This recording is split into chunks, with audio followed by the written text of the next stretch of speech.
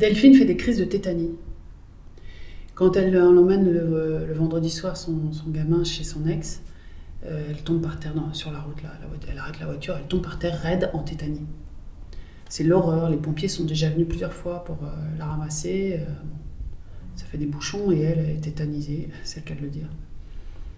Et donc elle me dit, mais moi je pourrais jamais faire ça toute seule, parce que moi quand je suis en crise de tétanie, hors de question. Alors je dis, bah on va le faire ici. Elle me dit, mais ça va pas, non? Moi je vais pas faire une crise de tétanie chez vous. Je dis, mais j'ai une tête, moi, laisser quelqu'un faire une crise de tétanie chez moi, j'ai aucun intérêt à ce que les pompiers viennent chez moi, plus personne viendra chez moi si un jour quelqu'un a fait que les pompiers sont venus. De fil en aiguille, avec un peu de relaxation par là, etc., dans une séance, un peu de respiration, voilà. Elle est d'accord pour essayer. Alors on reprend le protocole, l'autre protocole qui fait qu'on va aller retrouver la situation, un protocole que pour l'instant, tant que vous n'êtes pas formé, vous ne faites pas vous-même, parce que vous risquez des effets secondaires compliqués. Et donc, on y va, on ferme les yeux, qu'est-ce que ça fait dans votre corps? Et là, elle rouvre les yeux, mais non, mais vous vous rendez pas compte, je vais crever chez vous. Alors on réexplique, et ok, elle recommence, fermez les yeux, qu'est-ce que ça fait dans votre corps? Et là, elle dit, ça me prend là, ça me serre de partout. Ça me serre de plus en plus, de plus en plus, de plus en plus, de plus en plus. Et là, donc, je dois lui expliquer.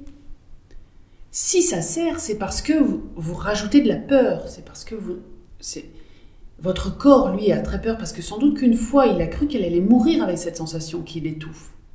Et jusqu'à présent, chaque fois que c'est venu, vous avez tellement peur que ça a empiré et vous êtes tombé par terre en tétanie. Je vous propose d'envisager que moi, je ne vais pas vous laisser tomber en tétanie chez moi parce que ça n'est pas mon intérêt. Ça n'est pas non plus le vôtre, mais ça n'est pas le mien non plus. Je ne sais pas pourquoi cette personne m'a fait confiance. J'ai pu lui expliquer que si elle se retient pour ne pas laisser ses sensations se déployer complètement, ça empire la chose. J'ai pu lui expliquer aussi que si elle agit sur ses sensations,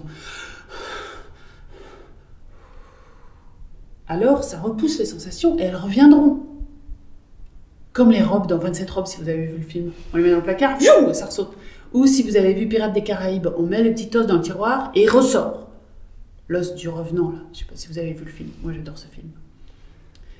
Les sensations, c'est pareil. Si on souffle dessus, vous voyez, dans cette position, je ne veux pas, surtout pas qu'elle s'approche. Alors, je ne pourrai rien résoudre. Et c'est ce que nous faisons à longueur de journée. Quand nous faisons calme-toi, voilà.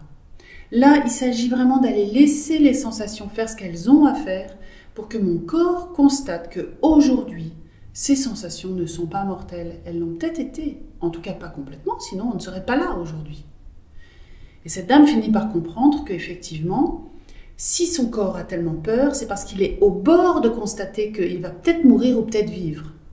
Et là, moi, je lui explique, il va peut-être mourir ou peut-être vivre, mais en tout cas, votre corps, il a décidé de vivre, sinon je ne serais pas en train de vous parler. Et cette personne a accepté de recommencer. Alors, on ferme les yeux, ça fait quoi dans votre corps?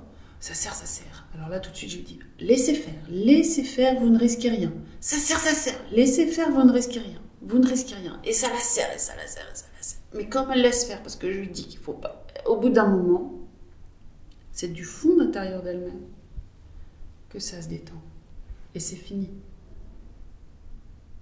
Elle n'a pas eu besoin de faire, ou d'ouvrir les yeux comme qu'on va étrangler, parce qu'elle a pu mettre sa confiance qu'effectivement, elle avait failli en mourir et qu'elle croyait encore qu'elle allait en mourir, mais que non, elle n'en était pas morte puisqu'elle était là.